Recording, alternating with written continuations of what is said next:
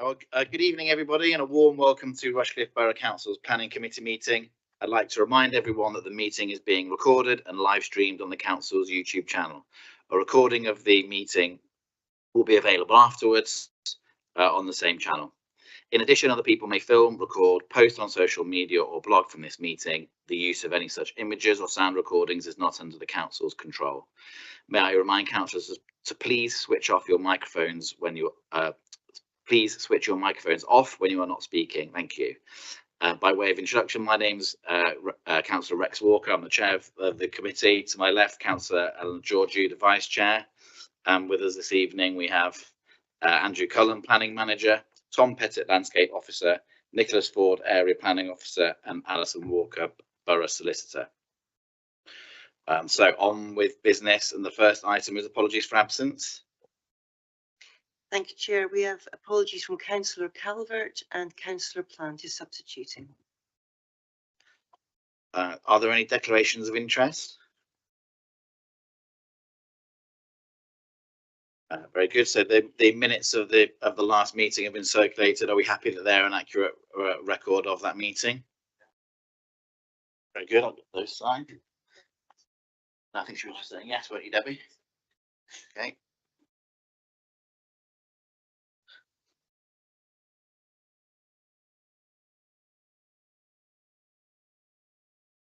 Very good. So on to the substantive matters, and the first is the tree preservation order from Elton on the Hill. Hand over to Mr. Pettit, please. Thank you. We're considering an objection to the Elton No. 1 Tree Preservation Order 2026. It was made in February, protecting trees on the east side of Sutton Lane in Elton. The council has 6 months to confirm the order, with a duty to consider all representations and objections received. The tree preservation order protects trees in 2 different ownerships. So the first parcel of ownership is a barn, the southern part of the site, where we've protected T3, prominent roadside oak, and G1, which is 4 goat willow trees, again visible from the road. We haven't protected trees at the eastern part of that site, as they simply weren't visible from the road. We've also protected a woodland area to the north of the barn in separate ownership. That's W1 on the plan, T2 is an oak tree, and at the top end, the northern end of W1 is a line of mature horse chestnuts. The site history, the barn has planning approval to be converted into a dwelling, but the TPO was made following a revised planning application, which was subsequently refused. Concerns were raised by the public that tree removal was planned ahead of the outcome of the planning process. It was also alleged the owner of the barn was keen to see work taking place within the adjacent woodland. Officers assessed the trees to determine what was suitable for protection. On the barn, we protected the best quality trees that were visible from the road, and we also chose to protect the trees on the neighbouring land. This is mainly because the woodland hadn't really been managed. There was some suppression of trees resulted in spindly specimens. There's also a fairly high proportion of ash trees which may suffer from ash dieback. These factors combined with a risk to the trees from the adjacent development and the potential that the owner of the barn was looking to do work to the woodland, we felt there was an overall risk to the woodland. I'll show you some photos of the site. So the top left, this is you come out of the village, so you can sort of see the front fences of the last sort of houses. The trees in question are just beyond those on the corner of the bend. And then the top right, you can start to see the horse chestnuts we've protected, and the woodland is the trees on the left of the road. And then as you can see, as you go further out of the village, the road becomes a perfectly straight line, and those trees on the left are the ones we have protected. Again, the ones on the left show the ash woodland. The top right, you can see there is a little bit of ash dieback and in the woodland. So I think that sort of further goes to show that at some point some management will be needed. And the bottom photo shows the 2 oak trees that flank the entrance to the barn. And then if you just look above the gate, these are the willow trees that we've protected. The owner of the barn hasn't objected. the owners of the adjacent woodland have. They're the trustees of the J. Garrett Will Trust, and they've objected for the following reasons. No development was proposed to the woodland, and they respectfully request the TPO only refers to the development site. They believe the trees could be protected through appropriate planning conditions in relation to any adjacent development. They believe the wood is young ash, it's spindly and lanky. That aside, they say there's a continuous belt of trees from the development site to the south, and the woodland we've protected is not of high conservation value, highly visible, or high public amenity value. They believe our points-based assessment we used to judge whether trees warrant protection was a little bit generous, and they believe a more borderline scoring would be appropriate. They advise that amenity value alone is not sufficient to warrant protection, and other characteristics such as size, form, rarity, and cultural value and contribution to landscape value also need to be taken into account. They say both the woodland and oak lack size and form, being immature specimens and not of any particular rarity, cultural or historic value. They believe the rest of the trees on this stretch of Sutton Lane are of greater character and amenity. Our view is when making the TPO, we did consider whether or not we should apply it to just the barn or the adjacent woodland. Conditions can be used to try and protect trees whilst building work takes place.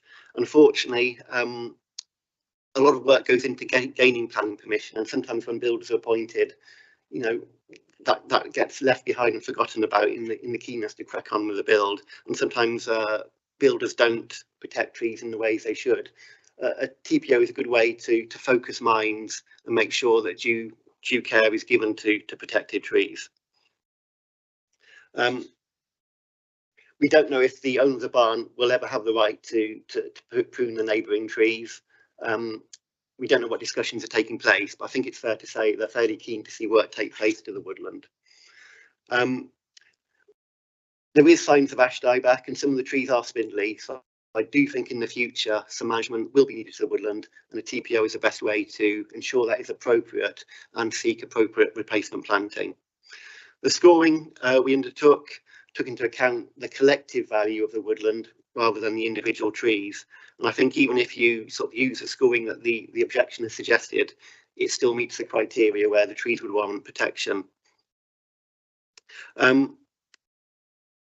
We feel the trees are make a key contribution to an important landscape character.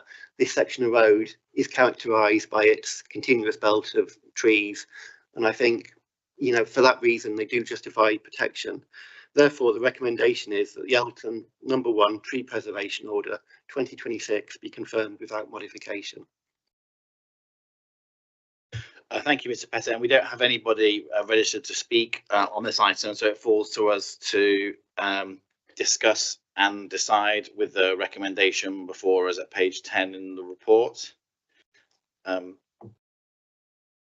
Who'd like to start us off? Councillor Ennis?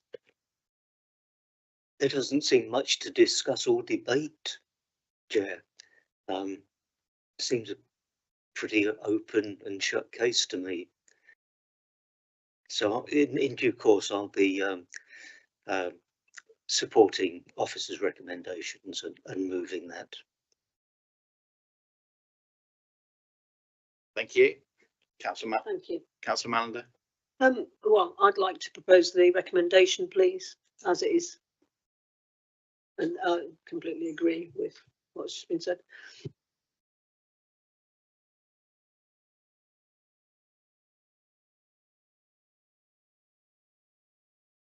Are there any questions, comments, things that people would like to before Councillor Mason?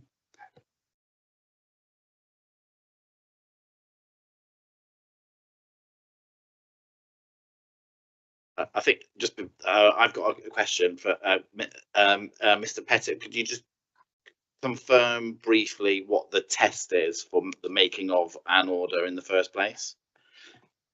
The test is, do the trees enhance the public amenity? Amenity taken to mean something that is pleasant and attractive and worthy of protection. It's also got to be expedient. So is there a risk to the trees? We feel there is, in terms of development, lack of management. I do feel a positive outcome of this TPO would be an application to manage the woodland. That may involve some removal, but I think it also needs to have some replacement planting as well. Councillor Barney? It may be in there, but I can't see it. Did the parish council express a view? Not the parish council, but the local councillor was aware of the. I think there was a parish meeting to discuss a planning application. So I think they would have. They've not responded to the TPO, but they have responded to the planning application. Well, we have the recommendation proposed and second. Just before we move to the vote, can I just make sure that there's nobody else wanting to comment or question? Okay, very good. So we have the recommendation in the report that the order be confirmed without modification, proposed by Councillor Mallender, seconded by Councillor Ellis. Can I ask all those in favour to indicate, please? Too long, isn't it, Ali? With that being unanimous, I shan't ask if there's anybody opposed or what's the other one? I can't think. Mine's gone blank. Abstention. Thank you. Right, very good. So we move on to the second item, which relates to this building. And hand over to Mr. Ford when you're ready. No rush, Mr. Ford. Thank you, Chairman. The members are advised there aren't any late representations with this application and onto it itself. So the proposal today is a planning application at the Rushcliffe Arena here at Rugby Road, reference number 26/00689/REG3. The applicant for this proposal is, of course, the Rushcliffe Borough Council, and the proposed development consists of the following. It's the erection of new safety rails on the roof and new access ladders to different sections of the existing roof. I will point out as a point of clarification that the original description development listed stairs as part of the proposal. This is incorrect. These stairs are in fact ladders, just as a point of clarification, as it said on the original report. It is partially retrospective, with some of the works having already been implemented, and the application is recommended for approval today. Obviously, as you'll be familiar, the Rushcliffe Borough Council is the Rushcliffe Arena is a relatively modern single and two-storey building, which accommodates a leisure sports centre, council offices, and associated parking and outdoor space. Access to the site is from the front by Rugby Road. Now, prior to the submission of this application, prior approval was granted for the erection of solar panels on the roof. As you can see here, the solar panels are already largely in place. I think on the next slide it shows that some of them are yet to be installed. These photos were taken about 2 weeks ago or so, but they are largely in place as of this point. As part of this, railings were erected on a temporary basis. You can see these railings here, and you can also see those railings here. As you can see, this is also the property from the back. Cannot see really the railings very clearly from there. And from other viewpoints, a bit kind of further afield, you can see the railings around about here, here, and here all along the front there. Now, the application seeks to retain these safety rails and create 2 new access points consisting of vertical parapet ladders in order to connect the different sections of roof. So as you can see, this roof is at a different height to this one, and likewise with this and this. So there's going to be an access ladder here that looks like this, and another access ladder here connecting to that. These access ladders haven't been put in place yet, but the railings have.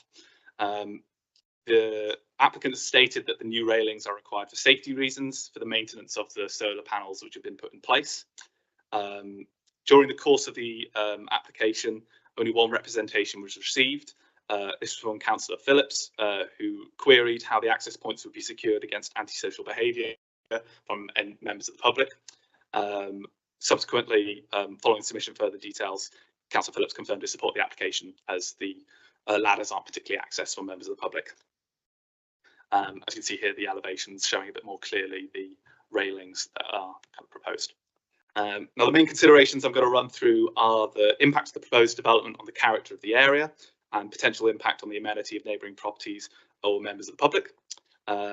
Matters in respect of biodiversity net gain are covered in paragraph 24 of the report, and as no other concerns are raised in respect to the above, I will not focus on it at this time, but happy to take questions at the end if needed.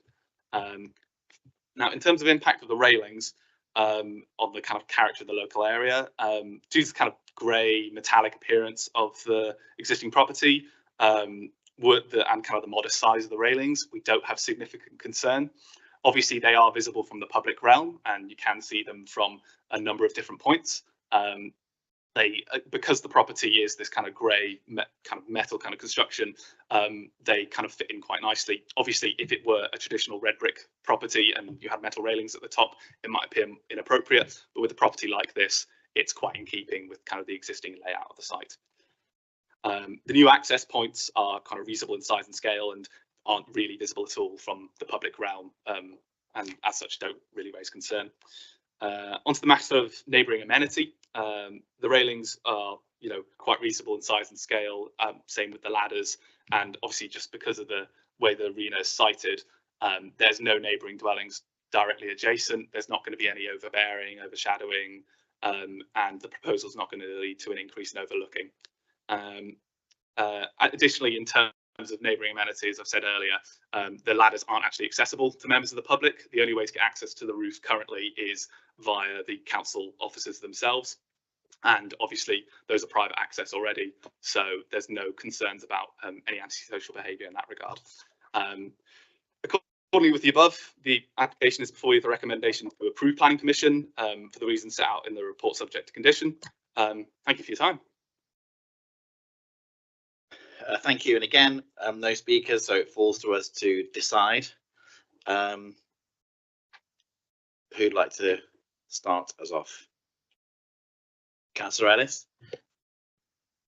I think it's another no-brainer, Chair. So I propose we accept officers' recommendations. Thank you. Councillor Mason, I saw you. I think you caught my eye first. Right. No, I don't have any objection to it, and it is quite difficult to see anyway, the actual railings, and I think it should be made permanent. Most of it is temporary now, so have it made permanent, and I'm willing to second it. Could I just ask, is that water there? No. Yes.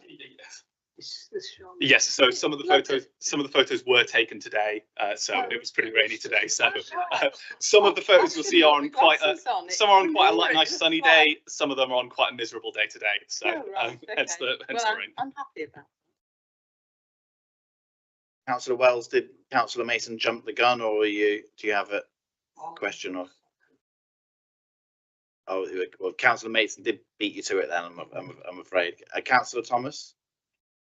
Yeah, I was just going to ask. I was somewhere where there were railings on top of a building, and there were signs all over them saying that they weren't suitable for abseiling access points. I was wondering if that had been considered. I believe signs like that would be more of a building control matter rather than necessarily a planning one. Obviously, access to the roof is only via the council offices, so it's very unlikely that anyone would be able to get access for abseiling purposes, from what we understand. Councillor Mallender. I don't know how long you've had the solar panels on, but I do hope you did manage to get some of the really good weather. But I was just wondering, are you, or do you already have a battery? Only it's changed our lives, our battery. We've had the solar panels for years, but the battery means that we are just self-sufficient in electricity.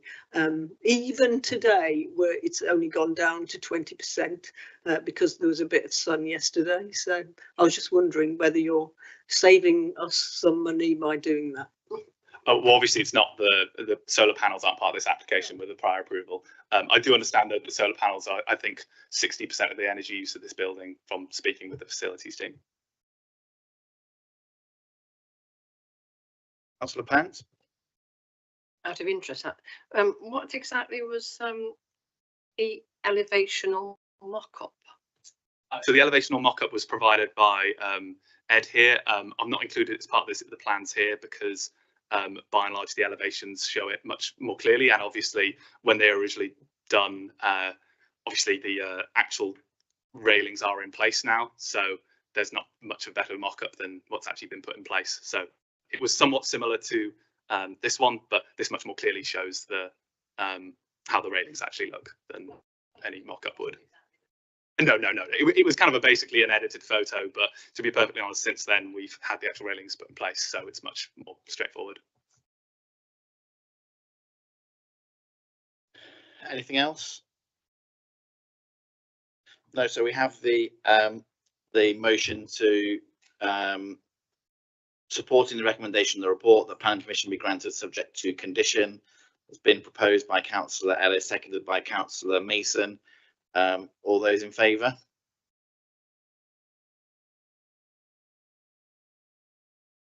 Okay. Thank you. Aren't we a harmonious bunch this evening? So that moves us on to planning appeals, Mr. Cullen. Thank you, Chair. So yes, 4 appeals to note this time. Again, welcome any questions or queries on them. There's one which isn't on this list, which we've received last week, but I thought I'd mention it. It's the Wysall solar farm appeal, which went to a public inquiry in March. That appeal has been allowed, and the full decision is available to view on the website. But because it's this month's one, it'll be reported to committee in next month's agenda.